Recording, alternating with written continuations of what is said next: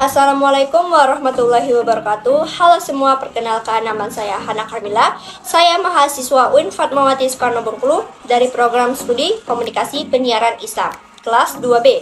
Di sini saya akan menjelaskan materi mengenai psikologi dan otak perilaku manusia dengan mata kuliah psikologi. Baiklah, di sini saya akan menjelaskan materi pertama, yaitu mengenai pengertian psikologi dan hubungan psikologi dengan program studi Komunikasi Penyiaran Islam. Psikologi berasal dari gabungan kata Yunani, paiski yang berarti jiwa atau pikiran, dan logos yang berarti ilmu. Secara etimologi, psikologi dapat diartikan sebagai ilmu yang mempelajari jiwa atau pikiran. Namun, secara terminologi, psikologi didefinisikan sebagai ilmu yang mempelajari perilaku manusia dan proses mental yang memengaruhi perilaku tersebut.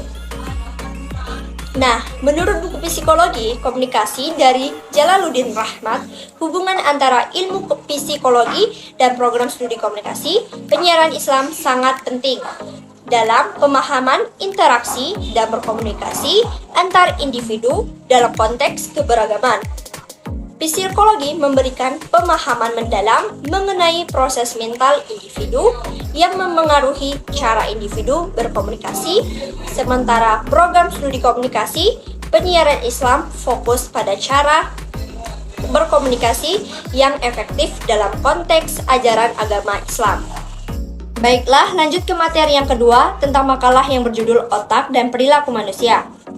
Otak adalah organ yang kompleks di dalam sistem saraf manusia yang memegang peran penting dalam pengaturan perilaku dan fungsi tubuh lainnya.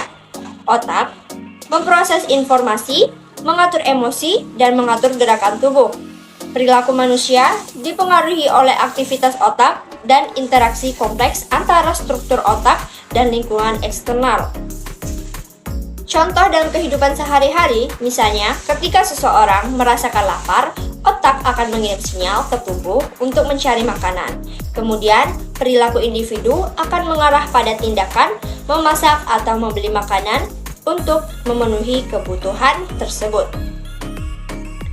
Potensi sebagai aktivis jurnalis dalam memahami teori otak dan perilaku manusia, seseorang aktivis jurnalis dapat menjadikan pengetahuan ini sebagai kekuatan dalam meliput berita atau menyajikan informasi kepada publik.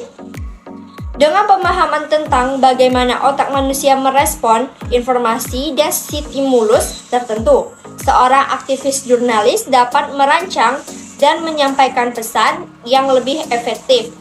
Sikap saya dalam memahami teori ini, saya yang merupakan seorang aktivis jurnalis mungkin akan menerapkan pemahaman tentang otak dan perilaku manusia dalam karyanya dengan pemahaman yang mendalam tentang bagaimana otak merespon berita atau informasi yang disampaikan. Saya dapat menciptakan narasi yang lebih kuat dan mengaruhi audiens dengan lebih efektif melalui pemanfaatan teori otak dan perilaku manusia. Saya dapat meningkatkan kapasitasnya sebagai seorang aktivis jurnalis yang berpengaruh dan inovatif. Baiklah, hanya itu yang bisa saya sampaikan. Jika saya ada salah kata atau salah ucapan, saya mohon maaf. Wassalamualaikum warahmatullahi wabarakatuh.